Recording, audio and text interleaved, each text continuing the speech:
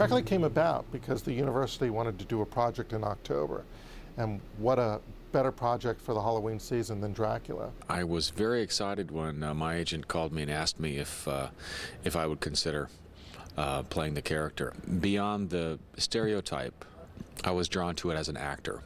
I thought Lorenzo was terrific because he played Dracula in a way that fit with the approach that we were taking. We weren't doing a musical version, we weren't doing a cheesy comic version of Dracula. It was an interesting way to approach the character, as rather than the self-confident Dracula that we all seem to know. I'm trying to find an element of vulnerability and compassion in the character so that the audience can feel something different about him. Remember me, won't you? Oh, yes. He kills people and drinks their blood, but he also loves and loses love. Like he's almost a victim himself. John Wooten, the director, is really trying to make it as real and organic as possible. The more real it is, the scarier it will be. Your mother is indisposed.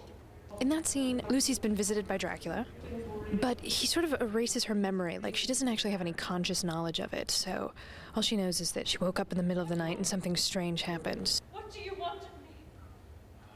I think it's the sex. That's why people love Dracula. I think that there's something truly sexy about this story.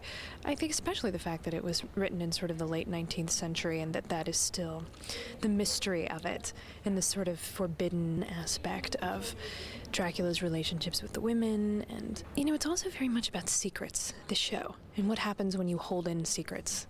And I think that that's an important message that still sort of applies today and to relationships and to the world. This is a completely different translation.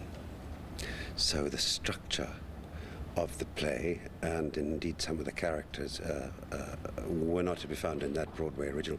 That was an adaptation of Hamilton Dean and John Balderston.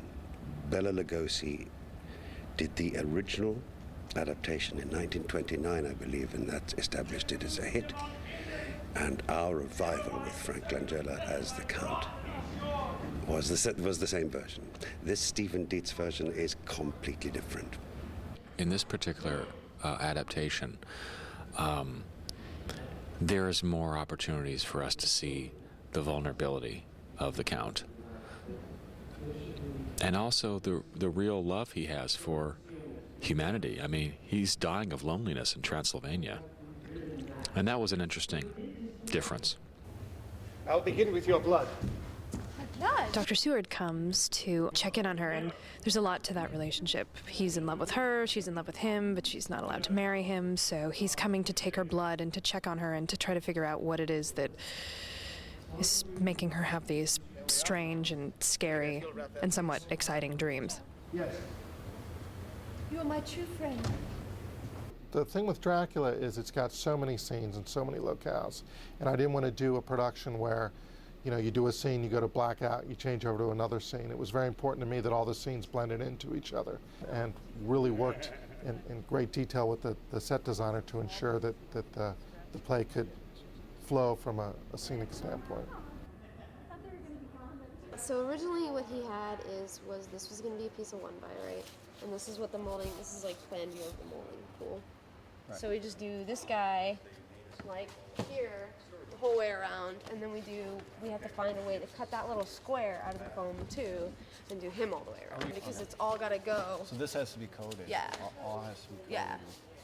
With Dracula, you really need music and sound effects to reinforce the story. We had wolf howls and church bells and all kinds of sounds that really gave the sense of the world that we were in. I love that laugh. Yeah. Keep that laugh and then build up another laugh on that because I'm going to have a blackout there.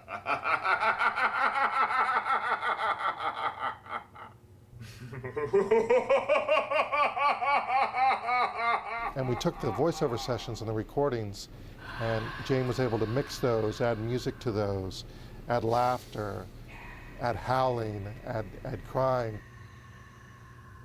So the voiceovers were developed to a point that the sound almost took on its own character in the play. Like Dracula, it became almost this superhuman kind of support to the production. Yeah, this is where you really get in his head, because it's it's a little more. I see this as being a tad more subtle. I am the hunt in the eyes of the beasts. I am the hunt in the eyes of the beasts. I think my favorite scene is when he expresses his undying love for Mina. He's killed Renfield, and he's standing there, you know, in front of Mina in all of her beauty, and he just says that, you know, you are their treasure, you know, you make all men weak, you know, and now you're mine. And it's that whole scene where he just explains, you know, his passion for her, and in the same way, he's telling the audience how lonely he's been all these hundreds of years.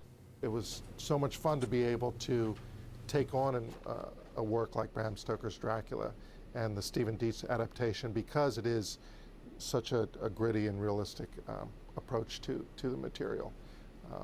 So as a director, you couldn't ask for a better project to work on.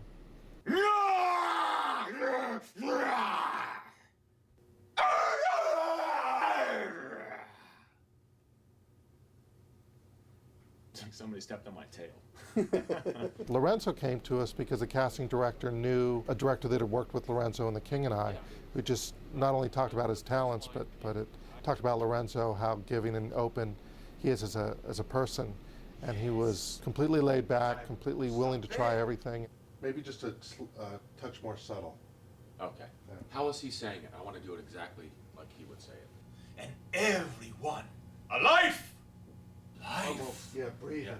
Yeah, okay. And everyone, a life. Kane's cool, man. Yeah, it's got a bunch of great programs. I've been walking around and checking it out. One of our main missions is to really work with the academic units, and education is a big part of what we do. We do a co-production with the theater department, where we involve students in a production where they play some of the roles, they work as interns, they work behind the scenes, so they get hands-on experience working in a real professional theater and understand what an equity contract is. So when they graduate, they're ready to compete on the highest level. I was very lucky to be able to work with professional actors and get to see everything that goes on. So as a student, it's an ideal situation.